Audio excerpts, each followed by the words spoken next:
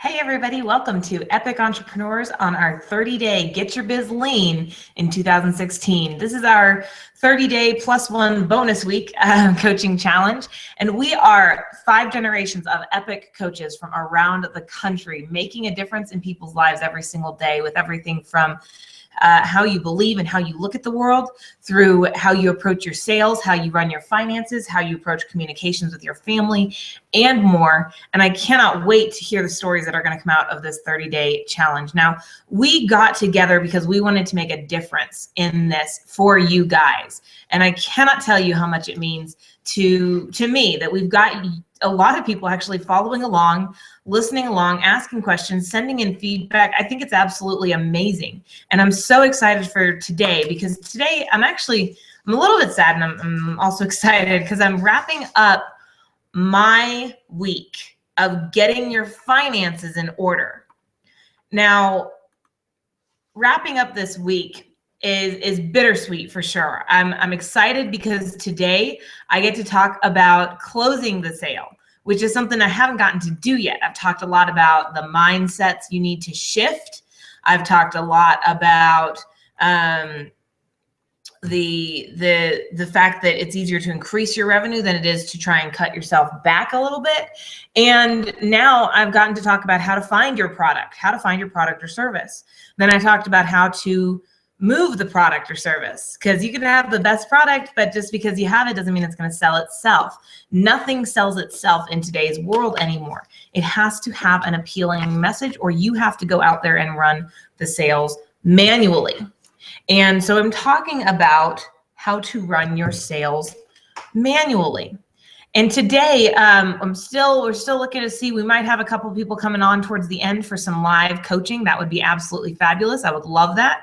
But in the meantime, I'm going to be sitting down with you guys, and we're going to talk first things first about how to close sales.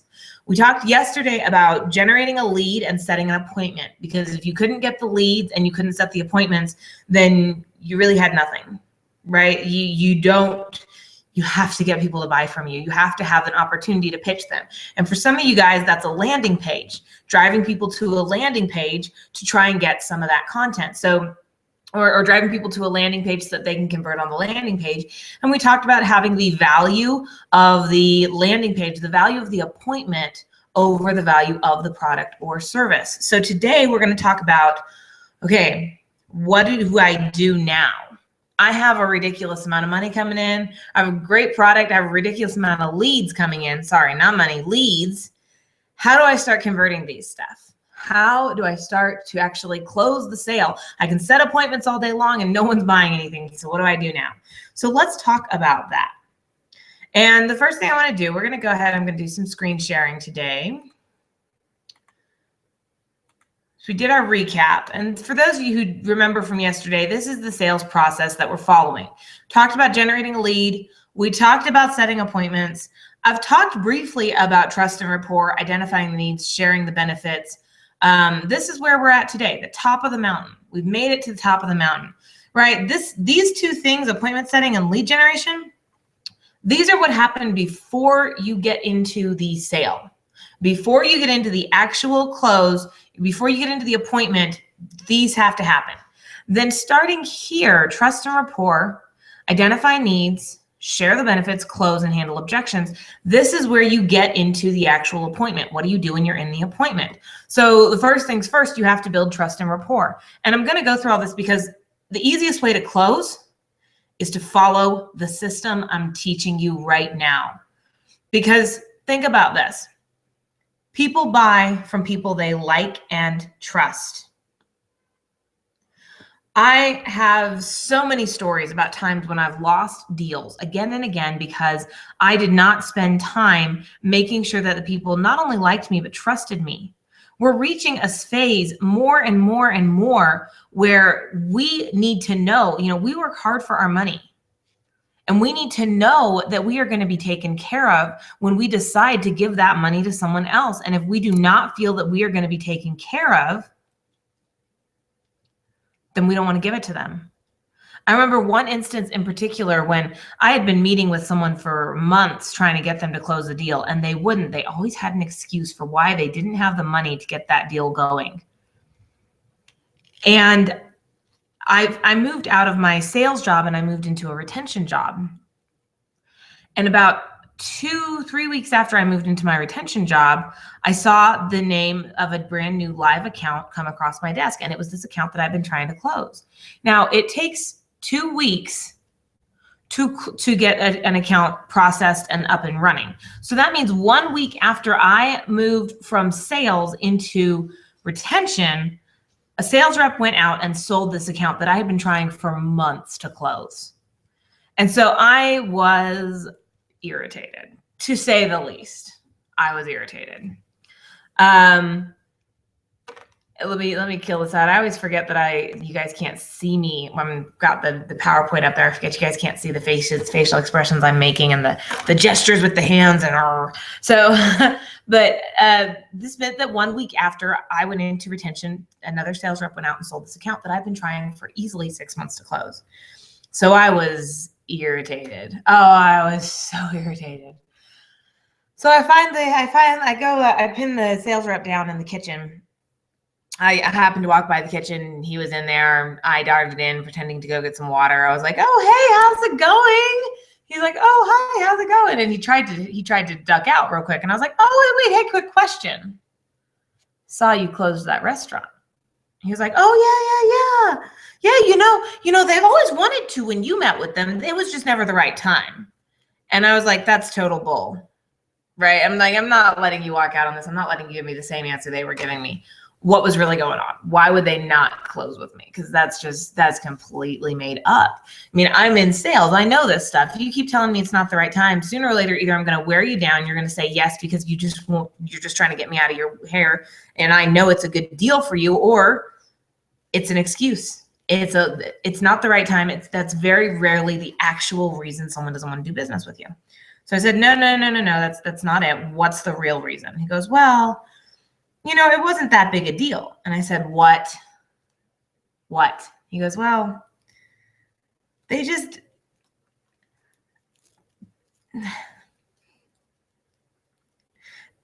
don't get mad at me." I was like, "Oh my God, just tell me what it is." And he goes, "They thought you were too nice. They thought you weren't going to be aggressive for them." Sorry, it's my puppy. They thought you weren't going to be aggressive for them with their marketing. Trust and rapport. They didn't trust me to run their marketing properly. People buy from people they like and trust. There are times when people will buy something from you when they don't even need it because they like you and they trust you. So step number 2. Identify your customer's needs. People tend to buy things that they need.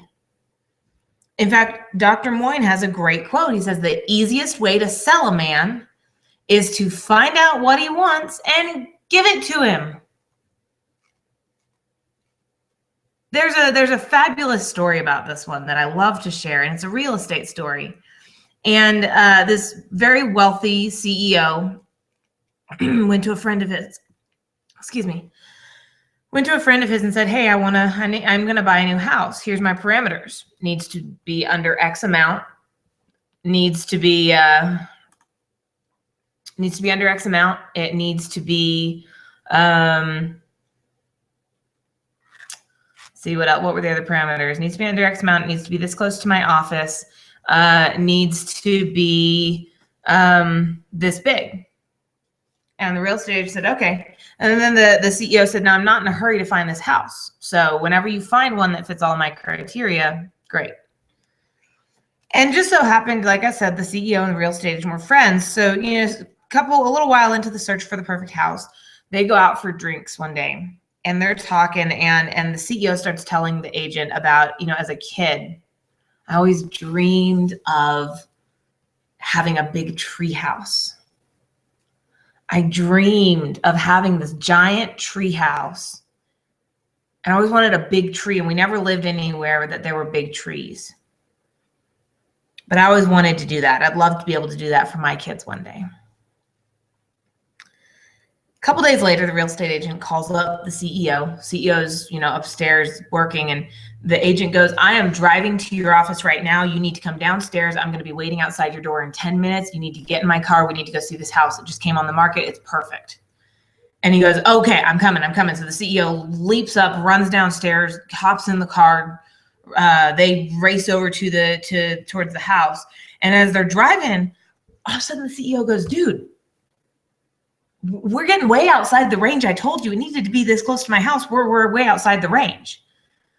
And the agent goes, do you trust me? Do you trust me? And he goes, yep. All right. I trust you. All right. So they get there, and then they pull into this neighborhood.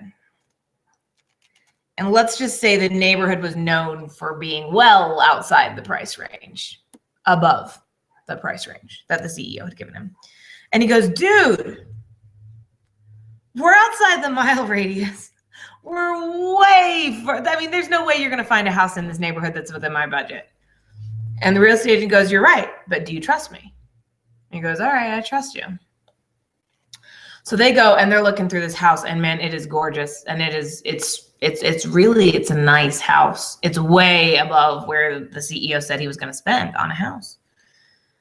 But it's gorgeous. It's got everything he wants. All the bedrooms, the bathrooms, the kitchen, the living room, study, all these great things.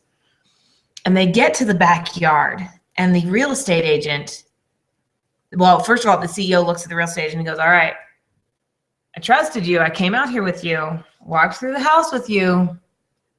How much is this going to cost me? And the real estate agent goes, here's the price. And he goes, holy freaking holies, man. Holy for holies, right? Holy beans, if you speak Spanish. No, I told you. This is a great house, but it's outside of my radius, and it's way more expensive than I wanted to spend. No. And the agent goes, can I show you one more thing? And he goes, all right, whatever. I'm not buying this house. The agent goes, okay. So they walk out onto the back porch. And the agent goes, do you see him? 1, 2, 3. Big trees in a triangle. Think of the tree house you could build for your kids. And the CEO goes, wow. But man, the price. The agent goes, I know. 1, 2, 3. Look at those trees. Think of the treehouse you could build for your kids. And the CEO goes, but the distance, the drive, the commute. And the agent goes, I know. 1, 2, 3. Look at those trees. And the CEO goes, you're right. You're right. He bought the house. Because that story, I love that story because it shares 2 really important pieces of identifying the needs of a customer. The first one is that the customer will buy what they need. The second one is that what the customer thinks they need is often not what they actually need. See, the CEO was buying a new house because he wanted to provide what he always wanted for his kids. He thought he was buying it because he just wanted a new place, closer to work, a little bit bigger. What he was really buying was a place for his kids to grow up. That's what his need was. That's what he spent the money on. When you identify what the customer truly needs, then more often than not, they'll spend whatever money you ask them to spend with you. The next step, let me go back into the screen sharing thing here. Sorry, story gets me all choked up here. All right, so then the last step, share the benefits. Share the benefits. This is right before we get into the close, right? So the number 1 tip I'm giving you for closing the sale is follow the system. Identify what the customer needs, what it is they really need, right? So I'm going back to my fudge example I've been using all week. If my fudge lady decides she wants to go to a convenience store and sell her fudge to the convenience store to resell, the first thing she has to do is figure out what the customer's needs are. Do they need more business? Do they need higher sales at the register? Do they need more traffic? What is it that the convenience store needs? And then share the benefits of having that fudge there. My fudge is renowned worldwide. My fudge is renowned, internationally, or at least across this county. And if you put my fudge for sale in your place, I will give you exclusive rights. You will be the only place that people can go to buy my fudge for the next 6 months. I will promote your place. You'll promote it. It's going to drive traffic. The benefit of putting my fudge in your convenience store is that it's going to drive traffic. Share the benefits of why your product or your service will change someone's life and make it easier. And obviously, then we move into the last step, the close. The close. Now, there's actually an order for this. And the number one technique I can give you to help you out with this one is to remind you to ask for the close. I did a training, not last December, the December prior, December 2014. And I was fairly new to the front of the room training thing at that time. And when I got into the room, it was all guys who were, there were some people in there that were probably twice my age. So I'm delivering the training and I'm looking around the room, and through the entire training, I'm going, oh my gosh. I'm not going to pitch. I'm not going to pitch. I'm not going to try and close them on anything. Look at this room. Do you see how many people there are in this room? I'm not going to try and pitch it. There's no way. There's no. I'm not going to do it. Well, as I start to get towards the end, I'm going, okay, the worst thing that happened, I'm probably not going to see most of these people again. So the worst thing that happens is they tell me no. No one bites. I deliver the pitch for the product, and no one decides they want to buy it. So I'm going to do it. So I deliver the pitch. Out of that session, I had more people purchase the program I was selling at that time than I'd ever had in one go in my life. Yeah. So the biggest piece of advice I can give you, aside from following the system, once you've shared the benefits with them, don't forget to ask for the close. Ask them to do business with you.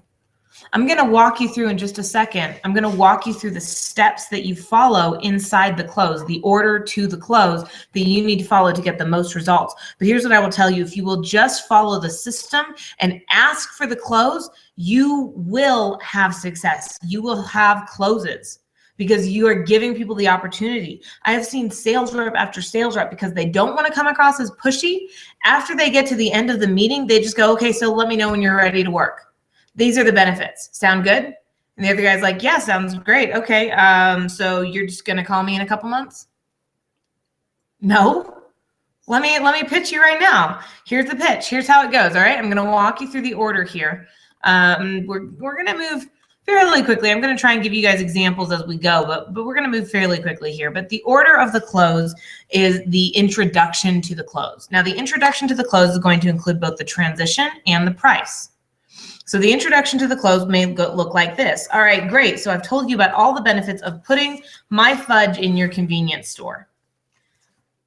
What I want to do now is I want to lay out a way that we can work together. Now, what this is going to cost you, if you want to do it the way I've got in my head, I think you should purchase $1,000 worth of fudge from me per week. You're going to purchase it from me at wholesale price, and you resell it for $3,000 per week. So you have your entry, your transition, and the price behind your reasoning. behind. This is the price. This is the big price. This is the price that's going to kind of intimidate them a little bit, make them a little bit scared. Oh my gosh, you want me to buy $1,000 worth of fudge every week? What if it doesn't sell, right? And you go, but if that's a problem for you, I might be able to work that price down a little bit. Okay, so now you go into the features and the benefits. This is a quick rehash. All right, so for $1,000 worth of fudge, what I'm going to do is I'm going to give you 250, I'm going to give you 1,000 squares of fudge. I will generate and package 1,000 squares of fudge for you for $1,000. Now, the benefit is, first of all, you're going to be able to sell those for $3 per square. I'm going to charge you $1 per square. You're going to sell them for $3 per square. So you're going to have a profit of $2,000 per week on this fudge. But on top of that, remember, we've talked about how my fudge is super important. Everybody loves my fudge. People are going to come to you because for the next 6 months, you're going to be the only place in town where people can get my fudge. It's going to drive brand awareness for you because I'll drive traffic, and it's going to drive foot traffic for you. I guarantee that the fudge will sell each week, or I'll release you from your obligation to purchase the fudge the following week. So your guarantees, your features are what are you going to get, right? The knobs and whistles. You're going to get 1,000 pieces of fudge. You're going to get 2 cell phones with this plan. You're going to get a workbook. You're going to get this. You're going to get videos. You're going to get. What are the bells and whistles they're going to get? The next one is the benefits. The benefits, the benefits are what do they get from those features? What do they get that drives them wild? What is it that fills their need? Look at them trees. 1, 2, 3. Think about the playhouse, the tree house you could build for your kids. The benefit of that is that CEO is giving his kids the childhood that he dreamed of, the one that he always wanted to be able to give them. The benefits of that house. The features were the trees. The benefits are the tree house and the childhood memories. Then your guarantees. What are you going to guarantee so that they have no risk? You don't want them to be sitting there thinking, well, I can't purchase this because what if things go south? I guarantee that if you do not sell all 1,000 pieces of fudge, I won't make you buy your next 1,000 pieces of fudge the following week. I'm going to guarantee that the fudge will sell. It's that popular. Then you've got your urgency builders. So for the fudge lady, it may look like, okay, you are going to buy 1,000 pieces of fudge from me every week, and I'll guarantee you'll be the only place that I'm going to do. Or I'm meeting with your competitors just down the street tomorrow morning, and they will buy it. And if they don't, I'm meeting with your other competitor on Thursday morning, and they will buy it. And if they don't, I have another one lined up. And this is going to go first come, first serve. So do you want it or not? You see, people buy today if you give them a reason to buy today. If you don't give them a reason to buy today, then they're just never really going to make a decision. And they'll pretty much just kind of sit there and, I don't know, never do anything. People buy today if you give them a reason to buy today. Otherwise, they say, oh, well, I've got all sorts of excuses here. I'm going to put it off. It's not the right time. Give me a week. Call me tomorrow. You have to give them a reason to buy today. No, I can't call you tomorrow. Unfortunately, I'm busy meeting with your competitor, and I will happily work with them if they decide they want to work with me sooner. And you know what? If they don't want to, I can't call you the day after because I'm meeting with your other competitor. And no, I can't call you the day after because I'm meeting with your other competitor, and I have a 1 in 25 closing ratio. So by the end of this week, this will be sold. Do you want it or not? Urgency builders. Don't waste your time going back and fighting for a close after they wouldn't give you a decision, because right now they're in the buying mode. Right now they're thinking about what it is they want to do. They are thinking about all of the pros and all of the cons, and they are closer to a decision right now than they ever will be in the future. And if you give them the opportunity to think about it, they'll take it every time. And you'll spend all of your time chasing people down. The last one is the final close. This is your call to action. This is, hi, I'm going to be meeting with your competitors. This will be sold by the end of the week. So do you want to do this with me or not? I would love to team up with you. I would love to be a part of making you successful. If you're ready to move forward on this today, slide the sheet across the table, sign here. The final close has to have a call to action. In order to move forward with you, what do they need to do? Make it clear, make it easy. So let's get into objection handling. Now, objection handling is probably one of the most intimidating pieces of the entire process. Let's be honest. People get a no, right? You do your perfect close, you slide the sheet of paper across the table to them, and then they say, well, I understand you're going to be meeting with my competitors tomorrow, and so I really need to make a decision quickly, but I'm just not convinced one way or another right now. I need time to think it over, and I won't be forced into buying this quickly. You say, absolutely, I completely understand. Most people then fold up the paperwork, put it back in their bag, and leave the office. Well, I tried, Steph. Come on. Here's the thing. Most people are afraid of getting those no's. They're afraid of getting the objections, the struggles, the problems. So they just don't do anything because they don't want to turn it into a fight. And for a long time, it was a fight with me. It was a fight. It was not easy. And hold on just one second. I've actually got someone who is ready to come on and do some coaching. So let me bring him on here so I can wrap this up. And he'll be coming on in hopefully just a second so we can get some actual live coaching on sales. So talking about objection handling, going back into the objection handling. So for me, it was always about my boss would always tell me, okay, Stephanie, whoever, when you walk into this session, you walk into this training, you're in the middle of a fight. Whoever walks out with that contract's the winner. So I would panic. Oh my gosh, I have to be the winner. I have to be the winner. I'm super competitive. You can ask my family. Oh my gosh, I've got to win. Panic. So as soon as they'd start giving me objections, I would start to freak out. And I would start to, look, you're closer than you've ever been. I would start to get confrontational. Sometimes I would start to get a little rude or a little snippy because I was losing. I was about to be a loser. I didn't want to be a loser. So it's really important to reframe the way you look at objection handling. And that's where that graphic that I just showed you guys came from. The graphic that basically says objection handling is an elegant dance with the prospect. Objection handling is all about having a time to dance and play. Like, what is dancing? Dancing is fun. Dancing is easy. Dancing is easy.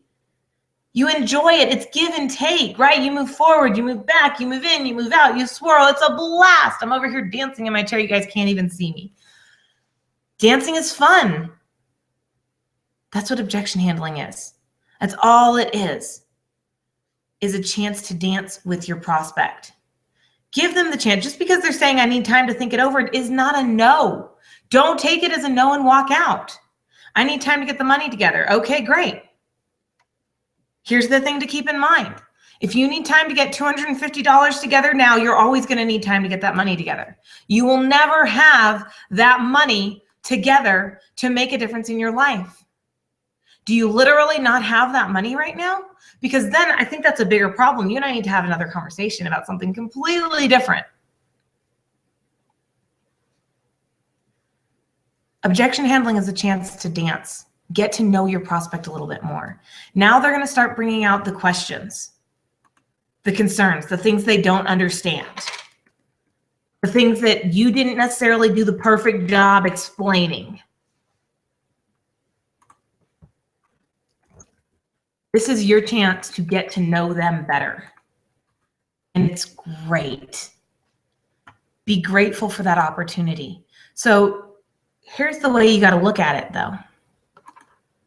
I talked yesterday about scripting for the appointment setting, writing out a script, getting the ideas of what it is you want to say, the general frame of what you want to say. So here's what I encourage you to do. Do the same thing here. You know what the objections are you're going to get. You know what the objections are you've been getting, the ones that have been shooting you in the foot, shutting you down. When I was in sales, it was always, oh, well, I need to talk to my business partner. I got to talk to my business partner. I can't make a decision without my business partner. Thanks, but I can't make a decision without my business partner. So sorry. And I always kind of took that, you know, the way I was raised with my parents running a business together, they had to check with each other. So it was always kind of that was how it worked. That was how it went, right? That was just the gist of it. Mom and dad had to check on everything together. And it wasn't an excuse. It was legit. So whenever someone would tell me, oh, well, I got to talk to my business partner, I never questioned it. I was told all the time, oh, it's a fake objection stuff. Half the time they don't even have a business partner. But I didn't question it. Partially because I didn't have anything better to say. So here's my thought for you. What are the objections that are holding you back? What are the ones that are just freaking killing you? The ones you are struggling with.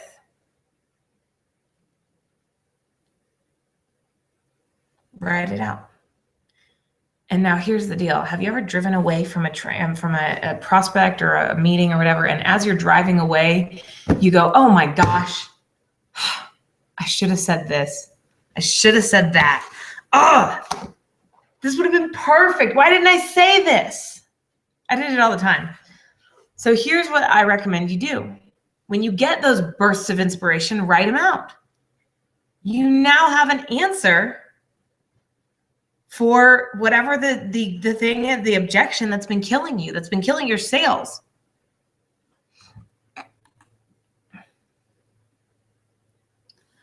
So write it out. Set yourself up, write it out, practice it either in a mirror with a partner, but write it out, get an answer that works. Because remember, just like we talked about yesterday, people respond in predictable ways, right? When I do this in front of an audience, I usually pause at the predictable ways and I wait for the audience to finish. And they almost always do. I say people respond in, and everyone goes, predictable ways. But they do.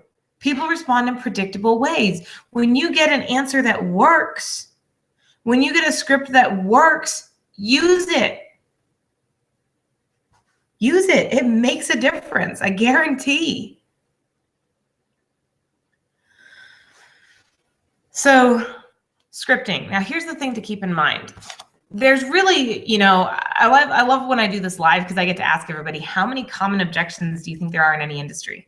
And everyone gives me, oh, well, there's 3, there's 4, there's 50. Oh my gosh, they're limitless. And I said, no, common objections. Really, there's 3 that are pretty much universal, right? I need to think about it. I need to talk to my business partner. It's too expensive. 3 objections that are pretty much universal. I have to tell you guys something. I haven't gotten the it's too expensive objection in a very long time, because when you start to address that objection properly, when you realize what that objection is, which is a fake idea, it's a completely false concept, right? I don't, you know, it's too expensive.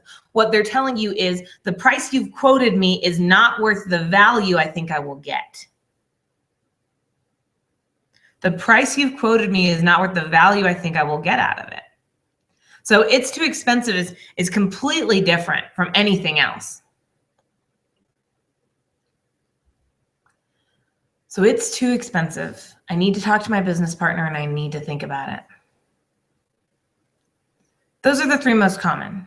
Now, your industry may have a couple of extras, and you would be the best person to know what those are, to be honest. But take a couple minutes, write those out,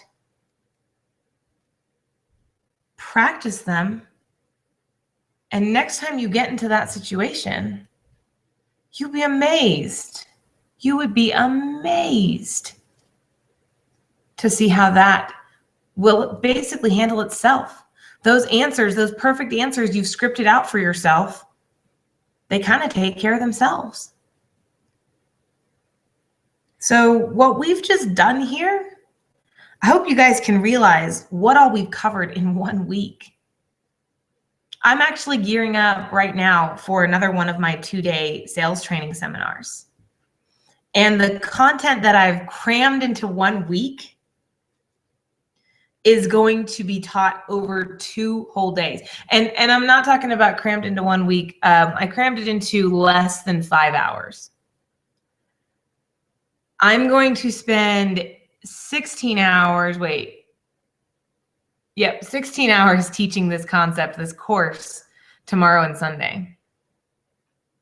For the next 2 days, I will spend 16 hours teaching the nuances, how to write your scripts, creating your scripts, all this fun stuff. There's a lot of incredible content.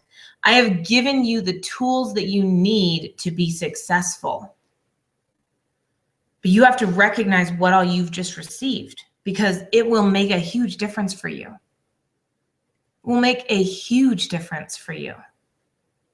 I highly recommend you take time to appreciate what you've got your hands on right now, because not only have we addressed that if you're having financial issues, the trick right now is to increase your income, not decrease it, not decrease your expenses, increase your income.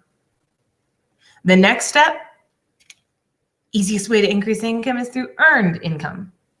Sales. Have a product, have a service, and sell it. And from there,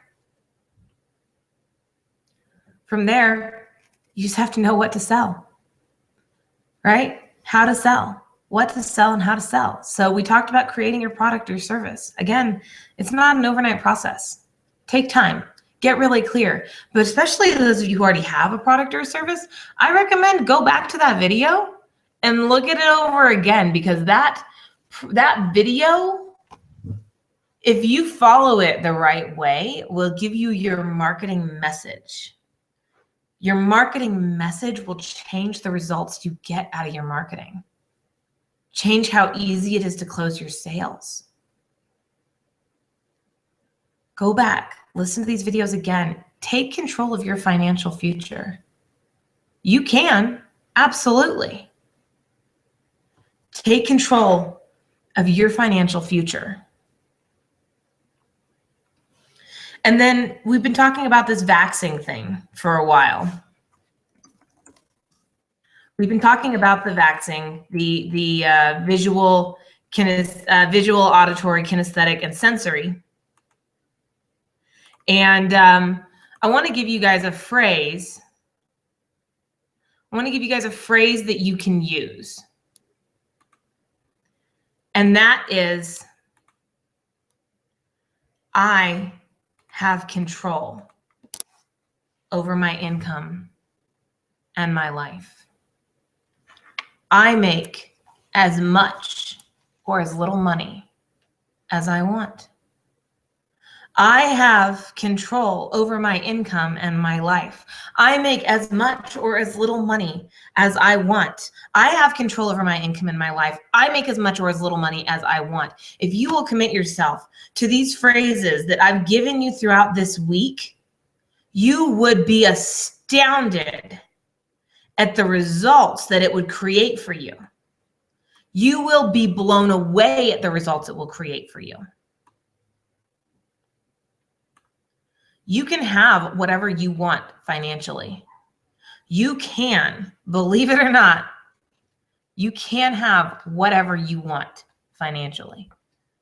You have to make a decision to make it happen. And with the tools I've just given you, you have control over your income and your life, and you can make as much or as little money as you want. Think about the power you have just created in your life.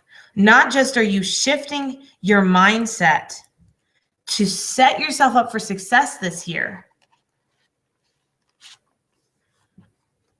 but now we're giving you the tools to increase your sales, whether you have a product or service or you're creating one. You have control over your finances this year. You want to take your kids out on vacation this year? Great. Make the money you need to make and do it. This is me on my soapbox here, but I absolutely despise it when I get someone who is just going off about how terrible the world is and all the things that are going wrong. This happens, that happens, no. They're victims. They're victims of the world. You have the tools to stop being a victim. Take control of your life. Wouldn't you rather make your life exactly what you want it to be than let your life be controlled? And I get it. That's a huge philosophical question, right? Are we a product of fate, or is fate a product of our decisions? Okay. All right. Greek people, got it. I'm a huge believer that you have control over where you end up in life. What you want to do about your life, what you want to do with your life, is completely up to you. Take control. Do what you want. Make your life great. Make your life exactly what you want it to be. Stop complaining. Stop crying. Stop looking at the fact that maybe you don't have everything that you want or need right now. Set yourself up for that down the road. You have control over your life and your finances. You make as much or as little money as you want. If you do have questions, if you do have concerns, you do need coaching, you need some help, feel free, check us out. Go to www.247epicentrepreneurs.com. I was actually going there, and then I realized if I go there, it will start the replay and we'll have an echo. But go to www.247epicentrepreneurs.com, scroll down to the bottom, leave commentary, and don't forget to join us next Monday for our Motivational Mondays. We have our blab where we kick off the topic for the week. And then we also have an opportunity for someone to come on and join us in the love seat and get some coaching. And this is an opportunity to get coaching and feedback from, well, blab only allows 4 people on at a time. So 3 other highly motivational, highly helpful coaches at once. I highly recommend it, guys. Join us, check it out. We're looking to build this. We want to help you grow your business. So I'm looking forward to seeing you guys there. Hope you're having a fabulous week. Second week of January is over. We're down to 50 weeks left in the year. How are you going to make it great? Join us for the rest of this 30-day Get Your Biz Lean in 2016 challenge. And I look forward to hearing the stories that come out of this. Thank you so much. Again, I'm Stephanie. I'm the 20th generation of our epic entrepreneurs, and I'm looking forward to hearing from you, chatting with you guys again very soon. Thanks so much for joining us, and we'll see you again on Monday.